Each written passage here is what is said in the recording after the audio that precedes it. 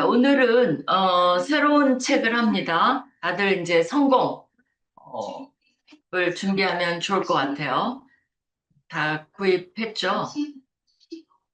그리고 지금 새로운 주가 시작됐기 때문에 여러분이 그 나는 왜 비즈니스를 하는가를 읽고 있나요?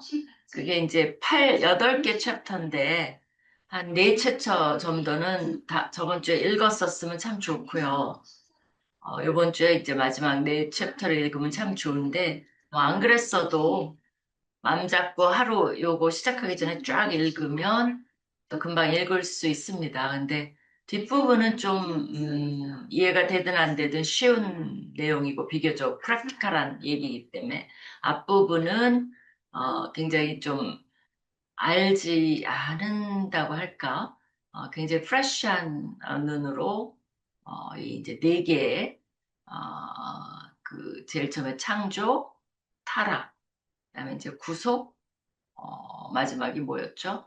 어쨌든 회복 뭐 이런 식으로 요 4개의 이름이 뭐 살짝 다를 수는 있어도 요 4개의 파라다임이 있어요. 그래서 구속, 이제 타락, 우리도 그렇게 갔죠. 그죠? 창조 명령, 타락, 그다음에 이제 회복, 어, 이제 어, 여기선 완성이라고 되어 있어요.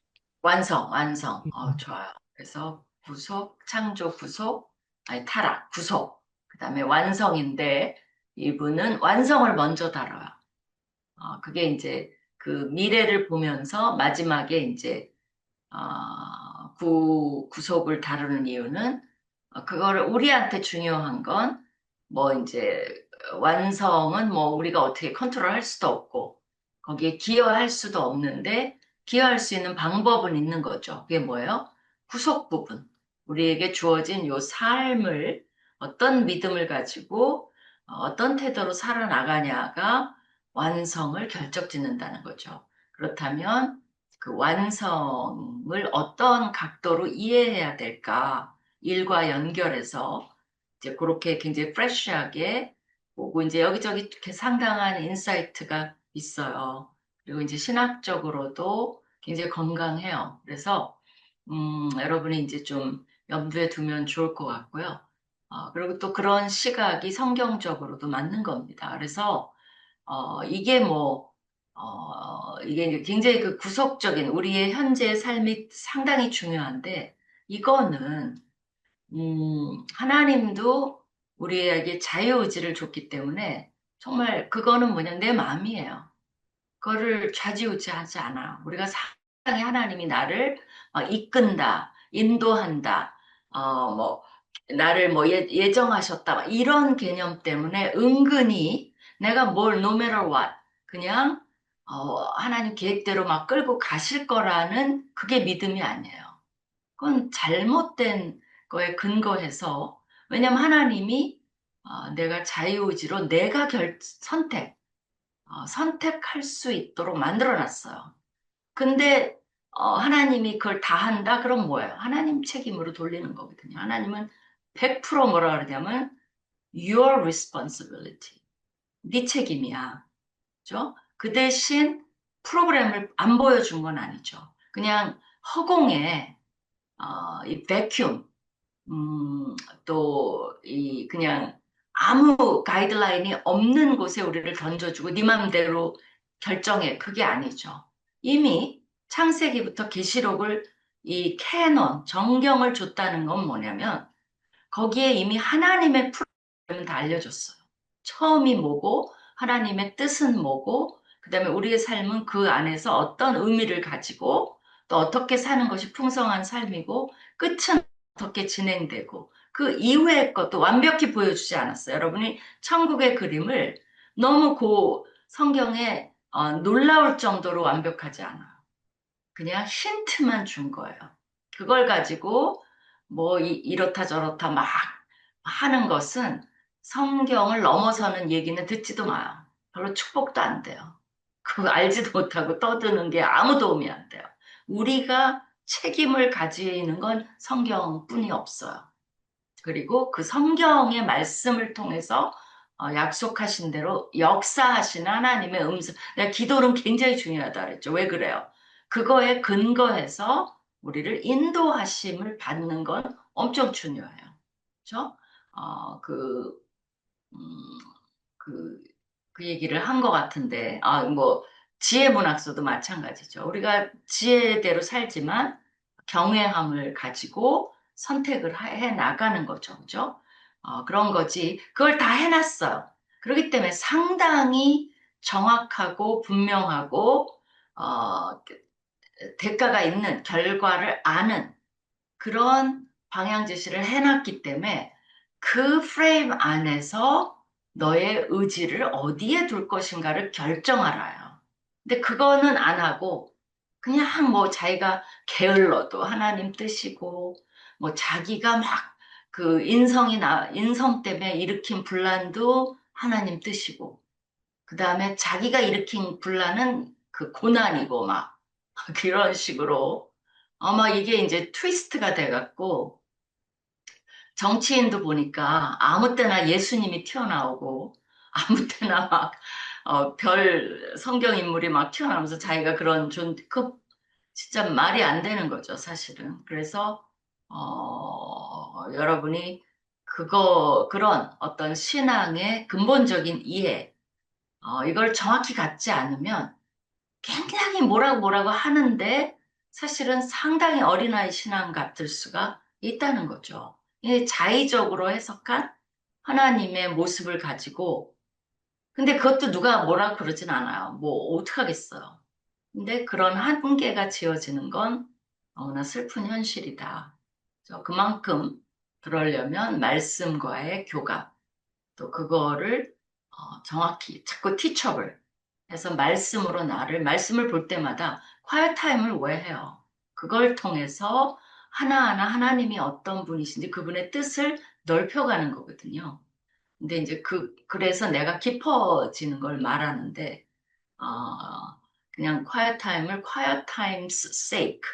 그 자체만으로 뭔가 리추얼하게 제의적으로 의식적으로 그러니까 리추얼하다 그러거든요. 그렇게 생각해서 뭔가 이게 다 동양적 그 신비주의 사상이에요. 그게 성경적이냐는 또 다른 질문이에요. 그러니까 내가 막 오해하고 막 그러는데 그런 것 치고는 이제 하나님이 굉장한 understand, 이해력을 가지시고 뭐 우리가 완벽하지 않으니까 이해는 해주세요. 그리고 나름 이제 좀 우리가 빈약하면 빈약한 대로 굉장히 성숙하면 성숙한 그러나 인생의 다른 삶을 살아버리는 거죠. 깊이는 다른 거죠. 그래서 뭐든지 오케이가 아니에요. Sometimes 우리가 It's not okay. 그래서 조금 더 성도도 채찍질하고 나도 채찍질하고 그래서 하나님을 더 알아가는 그런 노력이 필요합니다. 그래서 이제 그 책의 어떤 나는 그 완성과 구속을 바꿔놓은 게 너무 좋았어요. 그냥 그거를 알고 지금 현재를 조명하자는 거거든요. 그러면 어떤 선택을 할 것인가. 그리고 이제 그 책이 너무나 내가 정말 하고 싶은 얘기를 또렷하게 그냥 해버려요. 그죠? 그 기업의 목적은 뭐냐? 이윤을 추구하는 거다. 그건 교과서에 나와요. 근데 거기는 뭐라 그래요? 섬김이라고 얘기해요. 그 하나, 정말, 이때까지 우리가 한 얘기를 그냥 표현을 그렇게 딱 정확히 한 거예요. 내가 그랬잖아요. 영광을 돌릴 수 있는 유일한 방법은 하나뿐이 없다고. 그건 뭐예요? 이웃을 섬기는 거예요. 어떻게 섬겨요? 사랑과 정의. 사랑만 있으면 안 돼요.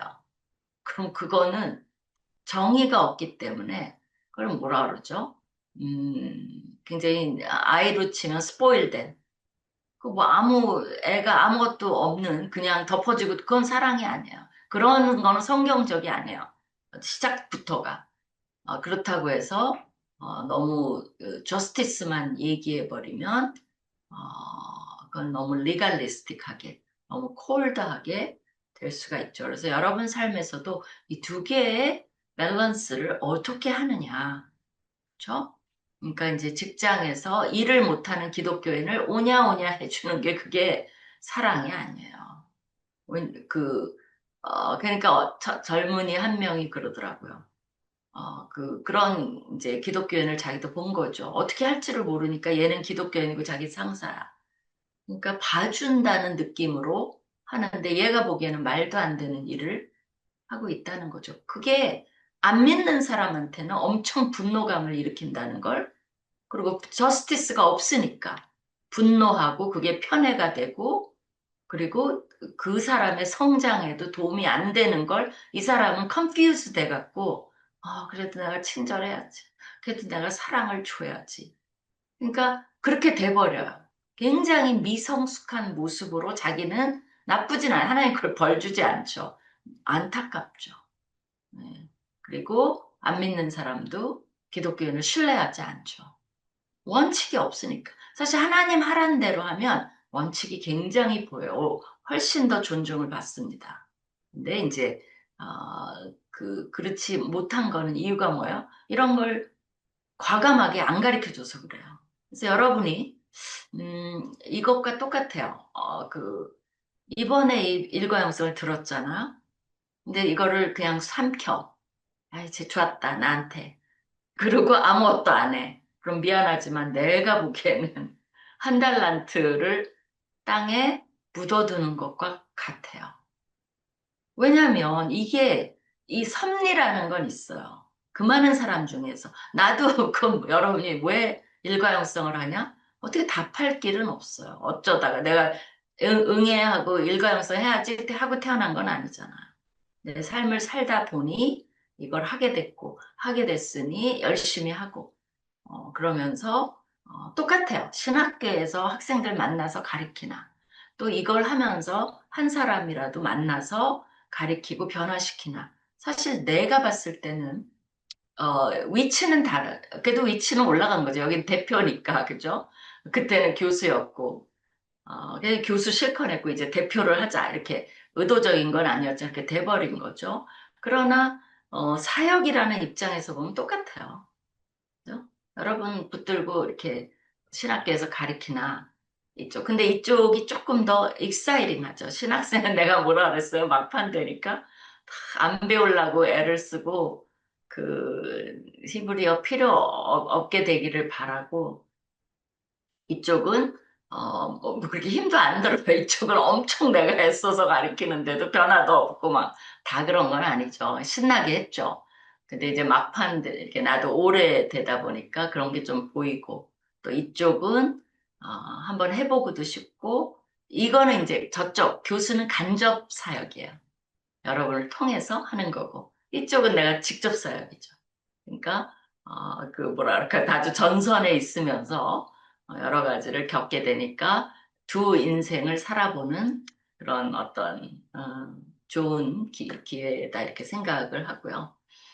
그래서 이제 그런 여러분이 자꾸 이제 큰 픽처를 보면서 세상도 바라보고 나도 바라보고 또 어떤 비유라는 게 멀리 있는 게 아니라 여러분한테 기껏 이렇게 2주를 시간을 내서 밤마다 우리가 고민을 했어요.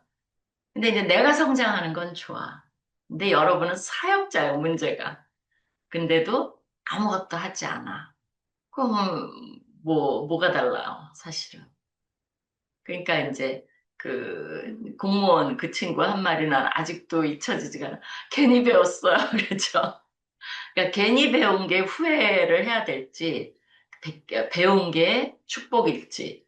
그 친구는 엄청 고민에 빠졌어요. 그냥 뭔가 자기가 누렸던 걸 포기를 해야 돼. 그러니까 나도 되게 짠하게 느꼈어요. 근데 마음을 주실 거다. 지금 자유롭게 하나님이 딱 결단을 주실 때까지는 너무 죄의식 느끼지 말고 네가 네 삶이니까 어쨌든 네가 책임져야 될 네 삶이니까 나는 판단하지 않을 테니까 고민하고 씨름해 봐라. 그랬더니 더 고민이 된다는데. 어쨌든 그렇게 이제 프레임을 짜주고 그 책이 참 좋아요. 읽어본 지금 다 끝낸 사람 있어요? 아직?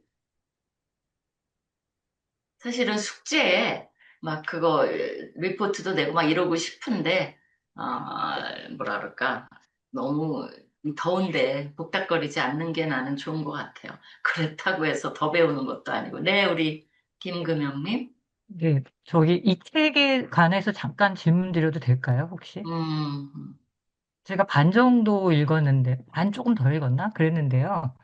여기서 그 요한계시록 그 21장 24절에 그 제가 늘 그게 늘 성경 읽으면서 재밌게 읽었던 구절이었는데 여기 나와서 되게 반갑게 다시 봤거든요. 네, 만국이 그 빛 가운데로 다니고 땅의 왕들이 자기 영광을 가지고 그리로 들어가리라. 그래서 음, 여기서 말하는 자기 영광에 대한 그 해석이 이 네, 책에 보니까 이렇게 많이 좀 깔려 있는 느낌을 받았어요. 이 네, 저자가. 그래서 네, 채택론자로서 그러니까 우리의 일과 새 예루살렘의 어떤 특징이나 내용사의 그 연속성에 대한 얘기를 하고 있고, 그래서 우리가 하는 일이 새로운 창조에 기여할 수 있고 참여할 수 있다는 그런 맥락에서 한 것 같아서 되게 그거를 제가 되게 신선하게 이 책을 읽으면서 이제 느꼈는데, 이제 교수님이 이제 생각하시는 거를 제가 좀 듣고 싶었는데 방해가 안 될까요? 수업에? 괜찮나요? 그러지 말고 그렇게 되면 딴 사람들은 뭐 모르니까 아, 그 우리 네네. 오프라인 할 때 네네. 여러분이 조금 서로 그 어떻게 생각하는지 서로 좀 그런 걸 나누면 좋겠어요. 그 부분이 이 사람이 제일 좀 특징이 있는 거죠. 그죠? 네네. 그러니까 완전 단절. 어떤 사람 그거 되게 싫어해요. 내가 그럼 이 한 어떤 일이 아무 연속성이 없냐. 그죠? 근데 어떤 사람 우리가 심한 사람은 그 일을 그대로 하고 있을 것이다라고 얘기해요. 그럼 그걸 또 너무 싫어해요. 난 여기서도 이 일이 싫었는데 거기 가서 또 한다면 난 천국 안 간다. 이제 그런 의미에서 이 사람 말이 앱솔루트한 건 아니야. 사실 내가 아까 말했듯이. 그러나 나름 논리로 이렇게 이제 그림을 그려봤기 때문에 여러분은 어떻게 생각하는지 좀 이렇게 좀 고민해봤으면 좋겠어요.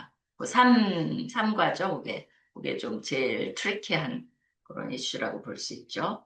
자, 그래서 이제 우리 이제 세 번째 책은 성공이에요. 진정한 성공은 뭔가? 여러분은 각자 뭐라고 생각해요? 그리고 성공했어요, 여러분은? 그게 중요하죠.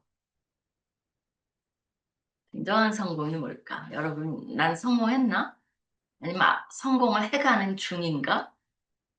아니면 앞으로 성공할까? 뭐 그런 얘기를 해볼 수가 있죠. 자, 그러면 오프닝 톡을 한번 틀어봐 주세요. 한 번 더,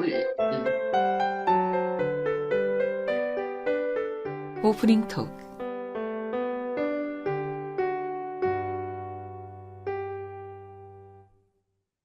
유명인 구인이 말하는 성공의 정의라는 제목의 한 칼럼의 내용을 살펴보자.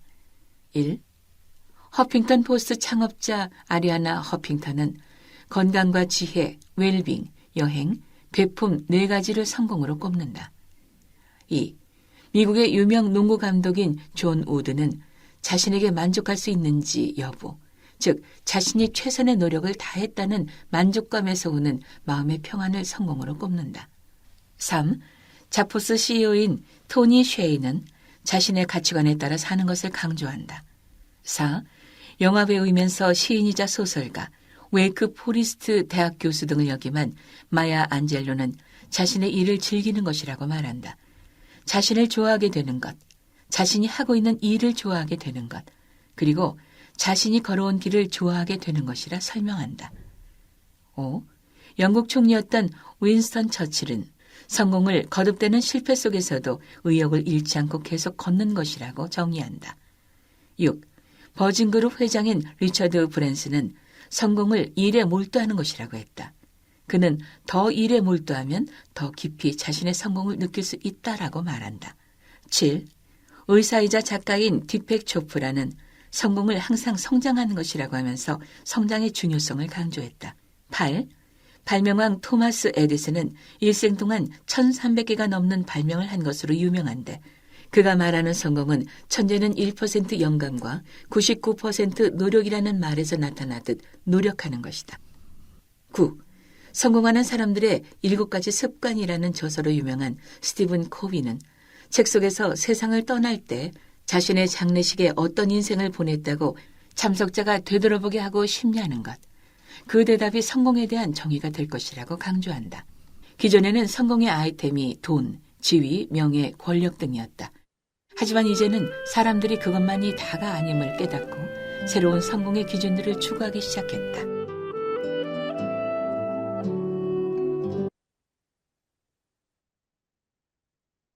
여기 보면, 여러분이 그 책 방에요.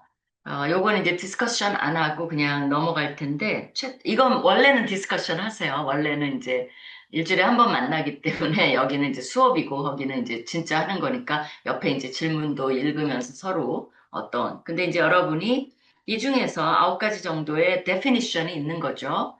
어떤 게 마음에 드는지, 뭐 복수로 택해도 되니까 최세 번호를 올려놔 봐.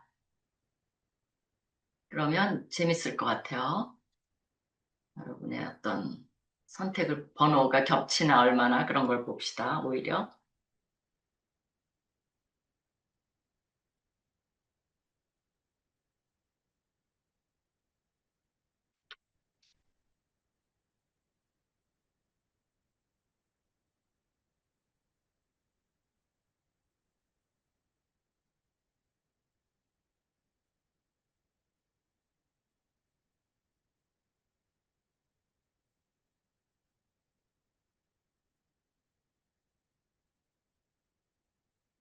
5번, 7번, 3번, 4번, 8번, 5번, 9번. 5번이 그래도 3번 겹쳤네요, 이때까지는. 2번, 3번, 3번이 2번. 와, 이렇게 다 달라요. 5번이 뭐냐면, 윈스턴 철칠 거듭되는 실패 속에서도 의욕을 잃지 않고 계속하는 거. 뭐, 실패 많이 해봤나 봐. 그 다음에, 3번, 토니 쉐이는 자신의 가치관에 따라 사는 거. 그거 중요하죠. 3번, 꽤 많이 나왔어요. 하나, 둘, 셋. 또 4번이나 나왔고, 5번이 오히려 밀리고 있어요. 3번. 그죠? 4번도 한 2번 정도 나오고, 9번도 2번 정도 나와요. 4번은 뭐냐? 자신의 일을 즐기는 거. 그렇구나. 그다음에 9번은 요거는 이제 스티븐 코비의 참석자가 되돌아보게 하고 싶냐는 것. 어떤 인생을 보냈다고 참석자가 세상을 떠날 때 자신의 장례식에 이게 이제 end in mind, 그죠? 끝을 염두에 두고 살으라는 거죠. 근데 이 되게 재밌는 게 있어요. 스티븐 코비가 좀 엉망이 됐어요. 사실은. 이 책 엄청 유명하고 여러분 아마 거의 다 한 번씩은 사서 봤을 거예요. 그래서 이제 기자가 물어봤어요. 왜 이렇게 삶이 자기는 이 책을 써놓고 왜 이렇게 엉망이 됐냐? 이 사람이 뭐라고 답했게요? 자기가 쓴 책대로 안 살아서 그렇다고. 그게 답이었어요. 그러니까 이제 전형적으로 쓰는 것과 그대로 사는 건 다르다는 거죠. 이 사람이 그게 너무 솔직해갖고, 정말 미소를 짓게 하는. 자기도 이제 그걸 명심을 해야 되겠죠? 또 3, 4, 예, 너무, 네, 다요, 7, 8. 안 한 사람도 해봐요. 안 한 사람 뭐야? 의견이 없어요? 안 한 사람 빨리, 카밍 아웃. 결정 못 하겠어요? 7번. 항상 성장하는 것. 또 3, 4, 8. 여기도 3번, 4번. 8번이 없었는데 있었네. 노력하는 것. 그죠? 사실 뭐 거의 다 나온 셈이 되는 거죠. 자, 그래서 이거는 이제 여러분이 한번, 이게, 여기 있는 거 보면 어떻게 보면 다 성경적이에요. 나쁜 게 하나도 없어. 자기의 취향 차이를 알았어. 그죠? 여러분이 이제 자기가 골라놓은 건 살짝 표시해놔도 좋을 것 같아요. 나중에 되면 내가 뭘 골랐는지도 잊어버릴 수도 있으니까. 여러 가지 이제 현대인에게 좋은 게 많죠. 그리고 옛날 같으면 돈, 뭐 지위, 명예, 막 권력 이런 것들은 잘 안 고르죠. 바른 생활 우리 하도 배워서. 정답이 아니라는 건 아니까. 그러나 여기에 이제 어떻게 보면 이게 성경적이기도 하고 또 하나는 돈, 명예, 지위, 권력 이런 것들을 가진 사람들이 그 다음 단계를 선택할 수 있는 거라 그럴까?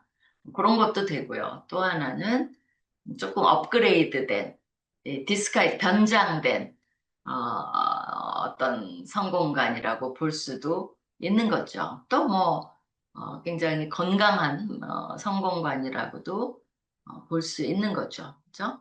근데 여기서 좀 어떻게 보면 9번은 좀 굉장히 좋은 것 같아요. 그냥 평가니까 삶에 대한.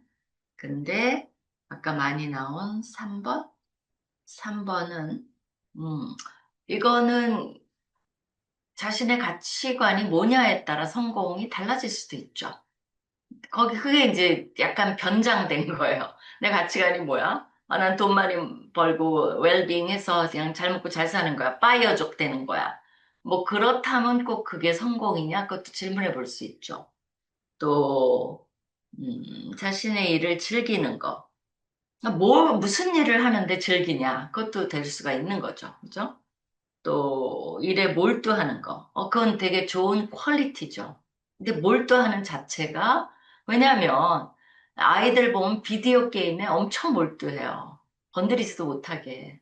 그럼 뭐 그 성공한 삶이에요. 그러니까 이게 트위스트 해갖고 우리가 하나하나 따지고 보면 이게 사실은 조금 이렇게 그럴듯하지만 또 그렇지 않을 수 있는 그런 요소들이 있다는 거죠. 항상 성장하는 것은 그 자체로 좋다, 그 자체로는 좋아요. 그러나 뭘 목표로 성장해 가느냐에 따라 또 달라질 수 있죠. 그죠? 성장은 해가는데 이상한 방향으로 자꾸 머리가 꽤 만들어 뭐 이런 것도 있을 수 있죠. 노력하는 건 좋은 퀄리티죠. 그러나 노력하는 자체가 성공이냐? 그것도 좀 애매한 게 있어요. 그죠? 음, 근데 놀라운 게 2번은 아무도 안 했어요. 그런 게 좀 신기한 게 있어요. 그죠? 자신에게 만족할 수 있는지 여부. 이거 왜 안 했어? 2번 나왔나? 2번 한 번 나왔군요. 좋습니다. 자, 이제 뭐 이런 식으로 여러분이 이제 이건 얼마든지 느낌 봐도 재밌게 할 수 있다는 거 아시겠죠? 그죠? 하고, 그렇다면, 비빌리칼 포인트는 뭐냐면, definition, 성공이 뭐냐. 그 정의, definition이 확실해야 내가 그거에 따라 성공했는지 아닌지를 알 수가 있겠죠. 그런 관점에서 한번 잘 들어보기 바래요. 틀어주세요.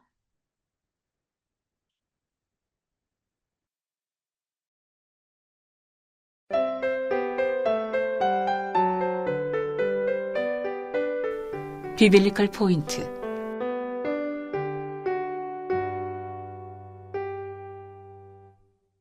현대인에게 성공은 자신이 중요하고 가치 있는 사람임을 확인시켜주는 마약과도 같다고 팀 켈러는 말한다. 사람들은 성공의 약발이 떨어질까봐 불안해한다. 또 마약이라도 좋으니 그 성공의 마약을 먹어나 보자고 바둥거린다. 마약은 마약일 뿐이고 그 효과가 지극히 일시적인데도 말이다. 이러한 성공은 지극히 위험하다. 그런데 성경은 하나님께서도 성공을 주신다고 말씀하신다.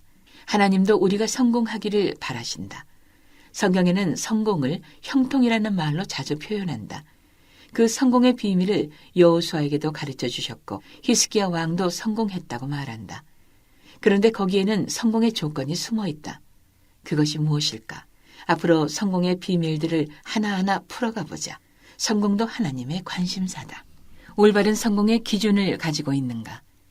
각자가 가지고 있는 성공의 기준 또는 성공의 정의는 무엇인가?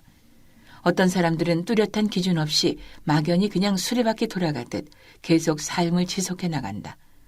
어떤 사람들은 자기 분야에서 최고가 되는 것을 성공이라 생각한다. 예를 들어 기업에 있는 사람들의 목표가 CEO가 되는 것이라고 하자. 도대체 몇 사람이 CEO가 될 수 있는가? 그렇다면 CEO가 되기 이전의 삶은 성공한 삶이 아닌가? 만약 결국 CEO의 꿈을 이루지 못하고 죽었다면 그 삶은 실패란 말인가? 비참한 기분으로 죽어야 하는가? 얼마나 많은 사람들이 여러 사정으로 자신의 목표를 이루지 못하고 죽는가? 그렇다면 대부분의 사람들의 삶은 실패나 마찬가지다. 청년들은 성공의 성자도 생각을 못한다고 부르짖는다. 정규 직장은커녕 인턴, 비정규조차 진입을 못하는데 무슨 성공이라는 배부른 소리냐고 항의할 수 있다. 그럼 직장을 얻으면 성공한 것인가? 취준생의 현재 인생은 실패인가? 평생을 희생한 우리 어머니들의 삶은 실패인가? 내가 생각하는 성공의 기준은 어디에서 온 것인가? 우리가 성공을 향해 달려가고 내 소중한 시간과 삶을 바치기 전에 내 성공의 기준이 올바른 것인지에 대한 냉정한 평가가 필요하다. 기준이 뚜렷하지 않다면 결국 성공했는지의 여부도 확실하지 않기 때문이다. 성경도 상당히 여러 번 성공에 대해 언급하고 있다. 성공이라는 개념이 다양하게 나오는데 그중에서도 주로 형통이라고 번역된 단어로 성공을 표현한다. 성경에서 이 단어의 어근은 의도한 바를 효과적으로 만족스럽게 성취하다 라는 의미로 번영하다, 성공하다는 뜻을 가지고 있다. 32전 31승 1. 여호수아의 성공 비결. 여호수아 12장에 보면 여호수아가 가나안 땅에서 점령한 성읍에 31명 왕들의 명단이 나온다. 적어도 이 기록에 따르면 여호수아는 31승을 거둔 셈이다. 놀라운 전적이다. 그의 성공의 비결은 무엇이었을까? 하나님께서는 그 비법을 처음부터 여호수아에게 가르쳐 주신다. 그것은 신개발 무기도 아니고 군사력의 증강도 아니고 새로운 전략도 아니다. 오직 강하고 극히 담대하여 율법을 다 지켜 행하고 우로나 좌로나 치우치지 말라. 그리하면 어디로 가든지 형통하리니라고 말씀해 주신다. 양들은 근시하니라 자신의 앞에 있는 양만 보면서 따라가는데 고대 근동에서의 길은 지금처럼 잘 닦여진 것이 아니라서 당시 목자들이 양을 이끌 때 곁길로 갔다가는 양들이 길을 잃어버리기 십상이었다. 이와 같이 좌로나 우로 치우치지 말라는 것은 말씀의 정도대로 가지 않고 좌우로 치우쳐 곁길로 가면 잘못될 것이라는 말씀이다. 즉 하나님의 말씀을 잘 지키고 순종하는 것이 전쟁에서 성공하는 핵심 전략이다. 말이 되는가? 어떻게 하나님의 말씀에 순종한다고 전쟁에서 이길 수 있는가? 그런데 여호수아는 이것이 말이 된다는 것을 보여주는 책이다. 여호수아에게 주신 성공의 유일한 비결은 말씀대로 행하라는 것이다. 이 실제적인 이해. 기록에 따르면 여호수아는 32번의 전쟁을 치른다. 그중에 31승을 거두고 한 번의 실패를 맛본다. 왜 실패했을까? 여호수아의 부하 중 하나가 하나님의 명령을 어겼기 때문이다. 그것 때문에 하나님의 진노로 아이성 전쟁에서 패배하는 치욕을 맛보게 된다. 때문에 36명의 전사자가 났고 적들 앞에서 도망치는 수모를 겪게 된다. 하나님께서는 뼈아픈 교훈을 이스라엘 백성 전체에게 주신다. 내 말에 순종을 안 해? 전쟁은 실패다. 이것 때문에 여호수아의 전적은 32전 31승이 되었다. 반면 여리고성은 하나님이 하라는 말씀 그대로 순종해서 성 주위를 뺑뺑 돌다가 승리를 거두었다. 여기에서 핵심은 승리했기 때문에 성공한 것이 아니라 말씀에 순종했기 때문에 성공했다는 것이다. 즉 성경에서의 성공은 내가 성취하는 것이 아니라 하나님께서 주시는 것이다. 다윗도 아들 솔로몬에게 성전을 지을 것을 부탁하며 내가 만일 여호와께서 명령하신 모든 규례와 법도를 삼가 행하면 형통하리니 라고 조언한다. 다윗이 일생 동안 경험한 것을 아들에게 가르쳐 준 것이다. 당신은 당신의 자녀에게 어떻게 해야 성공한다고 말해 주겠는가? 그렇다면 하나님 말씀에 순종만 하면 여호수아처럼 무조건 전쟁에서도 승리하고 모든 것이 다 내 뜻대로 잘 풀린다는 말인가? 그렇지 않다. 하나님 말씀에 순종한다는 말 자체가 내 뜻대로 하지 않는다는 뜻이다. 하나님 뜻대로 한다는 의미다. 아브라함의 경우는 자신의 외아들을 하나님께 바쳐야 했으며 호세아 선지자의 경우는 원치 않는 결혼을 해야 했으며 다니엘의 경우는 하루 3번 하나님께 기도하는 것을 고수하다가 사자굴에 들어가야 했다. 하나님의 말씀에 순종하다가 순교하고 죽임을 당한 자들이 많다. 그들의 삶이 다 실패인가? 아니다. 성경은 그들의 삶이 성공이라고 말한다. 왜냐하면 그들 모두가 하나님의 말씀에 순종한 자들이기 때문이다. 명예의 전당. 히브리서 11장을 믿음의 영웅장이라고 부른다. 거기에 나오는 많은 인물들은 믿음으로 나라들을 이기기도 하며 의를 행하기도 하며 약속을 받기도 하며 사자들의 입을 막기도 하며 불의 세력을 멸하기도 하며 칼날을 피하기도 하며 연약한 가운데서 강하게 되기도 하며 전쟁에 용감하게 되어 이방 사람들의 진을 물리치기도 하며 영웅적인 일을 하였다. 또 어떤 이들은 조롱과 채찍질뿐 아니라 결박과 옥에 갇히는 시련도 받았으며 돌로 치는 것과 톱으로 켜는 것과 시험과 칼로 죽임을 당하고 양과 염소의 가죽을 입고 유리하여 궁핍과 환난과 학대를 받기도 했다. 이 모든 삶이 그들이 말씀대로 살고 믿음의 원리대로 산 결과다. 성경은 이들의 사회적 지위와 상황에 관계없이 모두 성공한 삶을 살았다고 말한다. 천국의 명예의 전당에 이들의 사진과 이름이 다 있을 것이다. 하나님의 말씀에 순종한다는 것은 내 유익보다는 다른 사람의 유익을 구하는 것이며 부정직한 방법으로 승진하지 않는 것이며 정의롭지 않게 돈을 벌지 않는다는 것이며 거짓 이력서를 내지 않는다는 것이며 다른 사람을 나의 이익을 위해 이용하지 않는 것이며 의를 위해 박해를 받는 것이며 날마다 복음을 전하기 위해 애쓰는 것이며 사람들을 차별하지 않는 것이며 의에 줄이고 목마른 것이며 마음이 청결하다는 것이다. 또 신구약의 말씀에 순종하기 위해 몸부림치며 자기를 연단한다는 의미다. 그러기에 시편의 저자는 여호와의 율법을 즐거워하는 자들에게는 형통함이 있을 것이라고 말한다. 성경적 성공을 선택하라. 하나님이 주시는 형통함이 어떤 것인지는 하나님께서 결정하실 것이다. 다시 한번 정리해보자. 첫째, 성경에서 성공은 내가 성취하는 것이 아니라 하나님께서 주시는 것이다. 이것이 세상에서 가르치는 성공과 성경이 가르쳐주는 성공에 있어서의 커다란 차이점이다. 둘째, 그러면 하나님께서 어떤 사람들에게 성공을 주시는가? 여호수아의 경우처럼 하나님의 말씀에 순종하는 자들에게 성공을 주신다. 역으로 말하면 하나님의 말씀에 정도를 떠난 자들에게 하나님은 결코 성공을 주시지 않는다. 셋째, 여호와를 찾는 자들에게 성공을 주신다. 그것이 정치적인 일이든 전쟁이든 사업이든 직장 일이든 가정 일이든 학업이든 주어진 여건 속에서 여호와를 찾는 자들에게 하나님께서 성공을 주신다. 넷째, 내가 원하는 성공과 하나님이 주시는 성공과는 차이가 있을 수 있다. 잠언에 내 마음으로 죄인의 형통을 부러워하지 말고 항상 여호와를 경외하라고 가르친다. 내 눈에 죄인도 성공한 듯 보일 수 있으나 그런 것은 가치가 없음을 가르쳐 주신다. 다섯째, 하나님만이 영원한 성공을 주신다.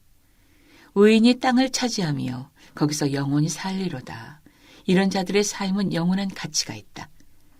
내가 현재 취중생이든 벤처 사업이 잘 안 풀려 망연자실해 있든 퇴직금을 자영업에 다 걸고 하루하루 장사가 안 될까 봐 마음 졸이며 살아가든 명퇴 때문에 걱정이 되든 아니면 일이 잘 풀려 대박이 나든 그런 것에 관계없이 하나님의 말씀을 순종하며 사는 자들은 이미 성공한 자들이다. 일본의 여류 작가 미우라 아야코가 조그만 점포를 열었을 때 일화가 있다. 그녀의 가게는 장사가 너무 잘 돼 트럭으로 물건을 공급할 정도로 매출이 쑥쑥 올랐다. 그에 반해 옆집 가게는 파리만 날렸다. 그때 그녀는 남편에게 솔직한 심정을 털어놓았다. 우리 가게가 잘 되고 보니 이웃 가게들이 문을 닫을 지경이에요. 이건 우리의 바라는 바가 아니고 하늘의 뜻에도 어긋나는 것 같아요. 남편은 그런 아내를 자랑스러워했다. 이후 그녀는 가게 규모를 축소했고 손님이 오면 이웃 가게로 보내주곤 했다. 그 결과 시간이 남게 되었고 평소 관심 있던 글을 본격적으로 쓰기 시작했는데 그것이 바로 빙점이라는 유명한 소설이다. 그녀는 이 소설을 신문에 응모하여 당선되었고 가게에서 번 돈보다 몇백 배 큰 부와 명예를 얻게 되었다. 그녀는 빙점을 쓰기 전에도 이미 성공한 삶을 살고 있었다. 성경은 누구의 기준에 맞는 성공을 이룰 것인가의 목적을 먼저 분명히 해야 한다고 도전한다.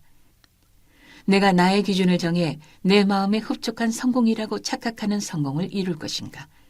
아니면 하나님이 주시는 성공을 위해 하나님의 뜻과 말씀의 기준에 맞는 삶을 살 것인가? 전자를 택해도 그럴듯하게 살 수 있다. 그러나 일시적이고 영원하지 않으며 진정한 성공은 결코 아니다. 후자를 택한다면 세상적으로 성공한 것처럼 보이지 않을 수 있다. 그러나 영원한 관점에서 진정으로 이미 성공한 삶을 살고 있는 것이다. 오늘 당신의 성공의 길을 분명히 선택하라.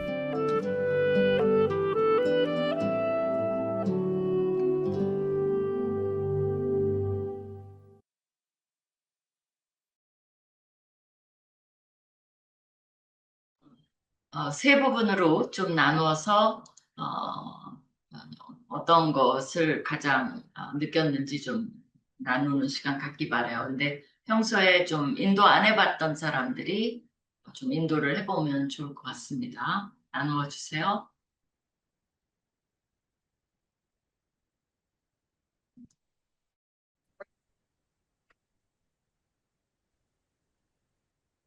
여러분이 보니까 성공에 대해서 되게 어려워하는 것 같아요. 내가 그랬잖아. 나랑 오래 이걸 한 사람도, 여전히 이거 할 때마다 굉장히 고민이 되고 내가 이거 확실히 이해가 됐나.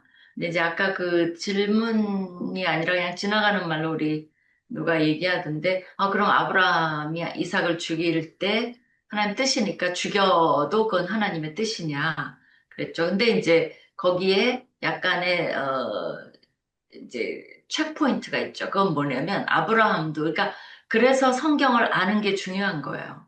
그러니까 그냥 죽이라 그러면 죽여 그냥. 그리고 나중에 이게 하나님 음성이 아니었네 이런 일이 발생하면 큰일이죠. 근데 이제 아브라함은 확실했죠.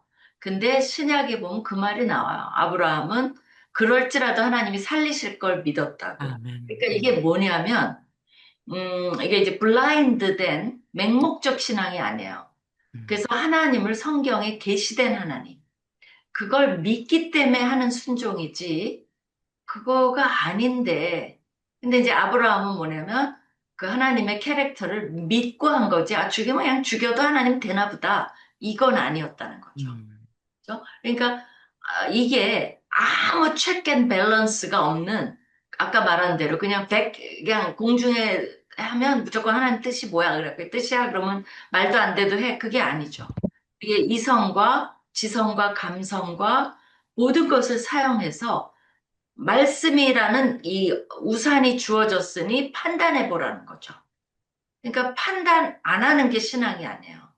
엄청 크리티컬하게, 냉정하게 판단하고 따지고, 아까 이제 고민하고 이거는 너무 중요한 거예요. 그럼 내가 하나님 뜻을 구한다는 게 뭐예요? 고민해 봐야죠. 이런 이슈가 있고 이런 이슈가 있는데, 그럼 어떤 게 하나님 뜻이지? 그러면 이제 그때부터 시작이 되는 거죠. 근데 어, 너무나 예를 들면 아까 이제 미우라 아야코 얘기도 나왔는데요. 모두가 그렇게 할 수 있는 건 아니에요. 또 그런 것이 법칙도 아니고. 근데 그 사람은 그 자체로, 자기도 먹을 게 풍성하고 또 마을에 살고 또, 늘 자기가 뭔가 꿈꾸던 건 이게 메인, 이걸로 나는 성공, 뭔가 인생을 꾸리는 게 이 가게를 일으키는 그건 아니었던 게 확실하죠. 그러다 보니까 그런 게 눈에 보이게 해주신 거죠. 또 내가 이렇게까지 서로 잘 사는 게 왜 일본 사람들은 그 마을이 이렇게 있잖아요. 같이 잘 사는 게 이게 서로 행복이 아닌가라는 건강한 가치관을 가지고 있었던 거죠. 그렇다면 이 사람이 이렇게 접고 그냥 평범하게 산다 그게 아니죠. 그러다 보니 평소에 꿈을 찾아갈 수 있는 그러니까 이 사람도 아무 그냥 무조건 양보. 그래서 그럴 수도 있죠. 그러나 더 큰 목표가 있었고 여러분은 아마 빈점을 모르실 거예요. 내가 어렸을 때 유명한 거였으니까 나도 사실 원래 몰라야 되죠. 근데 이 사람이 그 사랑과 증오, 용서 이런 개념을 많이 쓴 사람이에요. 어마어마하게 막 감동 주고 막 유명한 소설이었어요. 그러니까 이제 그런 마음가짐을 가진 사람이 소설에 쏟았을 때 먹고는 살고 더 큰 영향력을 끼칠 수 있었다니까. 인생에, 그러니까 이제 뭐냐면, 하나님이 보게 해주시는 거에 내가 들을 의도가 있냐. 그거를 체크해야 되는 거지. 맨날, 이거 뭐 이건가 그건 못 살아요. 피곤해서. 그죠? 이거 먹어야 돼, 말아야 돼. 막 이러고 앉았으면, 그건 못 사는 거죠. 그게 아니라, 오픈 돼 있고, 뭘 보여주시는지를, 그리고 이제 자족할 줄 아는 그런 마음도 다지고, 그러면 보이는 게 있을 때 그거에, 이렇게 해야 되겠구나, 라고 깨달으면 그거를 하는 거. 그렇게 가는 거죠. 그죠? 근데 깨닫지도 못하는데 막 너무 마음이 조급해갖고, 어떡하지, 나 아무것도 깨닫게 모르는데 오늘 뭐 해야 되지? 이러라는 초조 긴장하라는 것은 아니죠. 그죠? 질문이 있을까요? 좀 이건 질문이 나와야 원래 좋긴 한데, 우리 장은진 자매 뭐 해놓은 거예요, 여기다가? 책에다가. 네? 아, 장은진 자매 최세 뭘 해놨는지 한번 봐요. 이게 뭐야? 예? 어머. 뭘 모르고 쭉 누르고 있었던 거야. 아, 죄송합니다. 제가 자판에 책을 얹어놓고 보거든요. 아유, 죄송합니다. 그렇구나. 아니, 네. 미안할 건 없어요. 근데 아, 예, 예. 너무 재밌어갖고. 예. 질문 있어요? 최세 올려도 좋아요. 성공에 교수님, 대해서. 질문 드릴까요? 음. 미우라 아야코의 그 예시를 만약에 성도들과 같이 나눴을 때, 그 사업하시는 분들이 이제 굉장히 도전을 받고 나는 이렇게 되지 못하는 거에 대해서 약간 이제 큰 믿음의 도전과 부담을 느낄 것 같은데, 아까 말씀하신 것처럼 그 말씀은 뭐 로마서 12장 3절에 보니까 마땅히 생각할 그 이상의 생각을 품지 말라. 그 분량만큼을 생각하면 된다고 이런 말씀으로 이렇게 위로를 줘도 될까요? 막 너무 부담을 갖거나. 그러니까 이제 성경도 그게 오류일 수 있는데요. 음. 이것도 그 글을 읽는 오류가 뭐냐면, 그게 이제 오류로 진짜 나와요. 그걸, 그냥 이거를, 그 용어가 있어요. 그대로 저 사람이 그렇게 했기 때문에 나도 이렇게 하는 거. 그건 아니에요.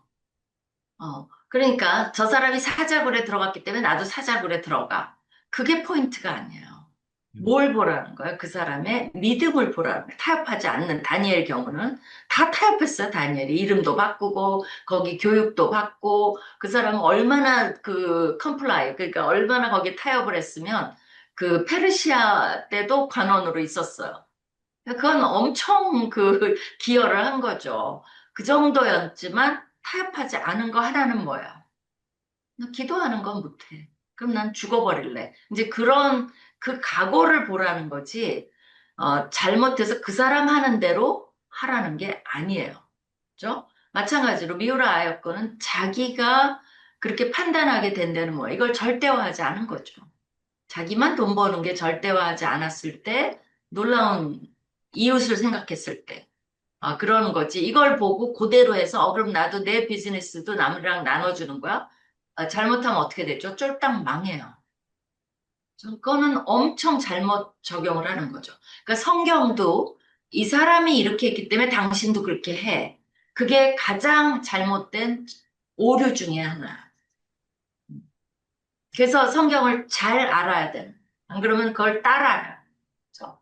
그렇게 되면 어떤 오류까지 범하냐면, 뭐 그렇게 하진 않겠죠. 과장해서 말하면, 뭐, 두 아내를 취했으니까, 야곱이, 나도 두 아내를 취해도 돼? 정당화할 수 있나? 이제 그렇게까지 돼버릴 수도 있다는 거죠. 음. 그러니까 이제 편애한 거는 잘못된 거죠. 근데 이 사람도 편애했으니까 나도 해도 돼? 그런 거는 완전히 잘못된 오류라는 거죠. 좋은 질문이요. 또요?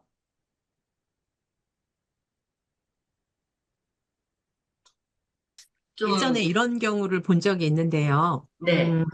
기업에서, 크리스찬 기업이었고, 그리고 이제 우리 최홍민 목사님도 동료를 위해서 출근하라고 이런 이제 그 책을 내셨잖아요. 네. 근데 그 기업도 동일하게, 다른 사람을, 자기의 부하를 성장을 시켜야, 이제 윗사람도 그만큼 고가를 좋게 평가를 하겠다. 뭐 이런 식으로 했었어요. 근데 열심히 그래서 아랫사람들을 성장을 시켰는데, 어, 윗사람들이 더 연봉이 많으니까 이 윗사람들이 다 잘렸어요.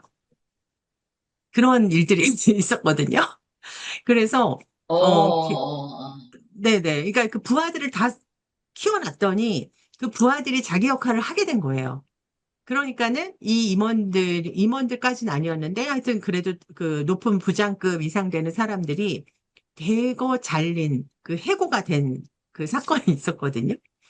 그래서 참 이런 것들이 크리스찬 기업임에도 불구하고 실제적으로 그거를 기업 문화로 만들어 놓고 좀 선용하지 못하는 어떻게 보면은 그 자신들의 이익을 위해서 또 그런 좀 극한 상황. 근데 사실은 그런 일들이 되게 비일비재하게 사실 그 처음이 있는 일이 아니었고 계속 그렇게 일이 있었어요. 윗사람으로 갈수록 이제 연봉이 높아지니까 회사는 이윤을 위해서 이제 음. 셀 감축을 하거나 아니면은 이제 뭐 해고를 하거나 그런 일이 벌어졌었는데 그게 이제 일반 기업이 아니라 기독교 기업이어서 더 좀 충격이었던 거거든요. 그래서 참 이런 것들을 그냥 그 다음 세대들한테나 아니면은 뭐 중견 어떤 그 간부들한테 이런 것들을 좀 이렇게 쉐어링하고 그 요청을 하거나 같이 공부를 한다면 참, 잘 이렇게 좀 케어를 해서 해야 되겠다. 좀 지혜롭게 교수님 말씀하신 대로 모든 것이 100% 이렇게 딱딱 적용을 하는 것이 아니라 본인이 하나님 앞에서 듣고 그다음에 그 말씀대로 그 계시대로 순종하는 게 더 중요한 거지 어떤 케이스를 바로 나한테 적용하는 건 되게 위험할 수 있다라는 거는 굉장히 함께 가야 되는 가르침 같아요. 그래서 그거는 그 케이스는 완전히 그 사장이 그러니까 어떤 하나만 적용을 했지 전체 픽처를 가지고 한 것도 아니고 결론적으로는 사람을 이용해 먹는 아주 전형적 음, 케이스가 더 음, 악하게 돼버린 거죠. 진짜 이걸 몰랐다면 좀 무능한 거고 알고도 그렇게 계획을 했다면 이 탑의 사람들을 이용해 먹는 그렇다면 이 사람들한테 양해를 구하고 그 음, 컴펜세이션을 해야죠. 돈으로. 그죠? 그리고 뭐 그 사람들을 이사로 만들어서 뭐 동결은 하지만 그런 것을 함께 해나가는 어떤 그 장치가 있어야지 그런 식으로 하는 건 배반이죠, 배반. 그러니까 이제 그렇게 진짜 이게 뭔지의 전체를 못하면 하나를 부분을 이제 적용함으로써 난 했다라고 착각한다면 이게 좀 생각이 부족한 게 돼버리는 거가 되는 거죠. 그렇죠? 그래서 그건 되게 조심해야 될 거고요. 그래서 그 말이 있어요. 어떤 성공도 누구의 삶도 그대로 듀플리케이트 될 수 없는 거예요. 그러니까 우리는 누구의 성공담을 들으면 그걸 들으면 나도 해야지. 안 돼요. 듀플리케이트이 안 돼요. 저 사람은 저랬으니까 그걸 해야지. 안 돼요. 그거보다는 그 사람이 삶을 어떻게 매니지 했는지가, 그러니까 이제 나한테도 그거 엄청 잘 물어보거든요. 아이도 어떻게 직업, 뭐 부인, 뭐 이런 걸 어떻게 다 감당했나. 내 삶이 듀플리케이트 되겠어요? 상황이 정말 다른데. 그거보다는 어떻게 내가 매니지 했나. 그런 원리는 조금 볼 필요는 있죠. 어쨌든 한 거니까. 그래서, 그럼 나도 거기서 픽업할 수 있는 원리는 있나? 내가 어떻게 그럼 매니지 할 것인가? 그렇게 되지. 나도 저렇게 해야지. 동일하게 안 나와요. 그런 거는 굉장히 조심해야 돼. 하다못해 사도 바울이 한 것도 우리가 똑같이 해도 동일한 결과가 안 나올 수 있어요. 그죠? 원칙을 그 사람이 어떤 원칙하에 움직였나를 봐야죠. 또 너무 나눔이 좋은데 또 있어요? 질문이 있을까? 네. 저 같은 경우는 이게 지금 말씀하신 거에 반대되는 건데 세상적으로 정말 그 안 좋은 행동들을 따라가는 그리스도인, 그거에 대한 초점인데요. 저희 남편이 아주 오래전에, 이렇게 접대 같은 거 이런 음, 것들을 이렇게 받으면 저도 당연히 그거를 누렸고 그랬었어요. 30대 때는. 근데 갈수록 그게 양심에 걸림이 되더라고요. 이거는 하나님이 원하시는 게 아닌 것 같은데. 근데 이제 제가 가는 속도랑 남편이 오는 속도가 조금 달랐어요. 그래서 처음에는 그거에 대해서 되게 제가 얘기를 많이 하고 고민을 많이 하고 그랬는데 그거는 남편의 분량만큼 그렇게 와야 되는 거를 제가 기다려야 되더라고요. 그래서, 지금은 남편이 그런 것들에 대해서 정확하게 자르거든요. 그래서, 그런데 이거를 잘랐더니 그 내에서 약간 왕따처럼, 예, 좀 그런 삶이 좀 되더라고요. 그래서, 참 이게 그리스도인으로 세상을 살아간다는 게 정말 쉽지는 않구나. 특히 직장에서. 예, 그런 생각들을 많이 하게 됐어요. 근데 이제 꼭 남편 케이스를 말하는 게 아니라 지혜롭게 하셨겠지만, 많은 경우에, 그, 뱀같이 지혜로우라 그랬죠. 그러니까 왕따 당하지 않도록 전략을 세워야 돼요. 그게 훨씬 더 중요해요. 그러니까 되게 이제 남편 케이스는 난 모르니까 이제 그러죠. 근데 이제 왕따 당하고 막 했다면 뭔가 그거를 최소한 할 수 있도록.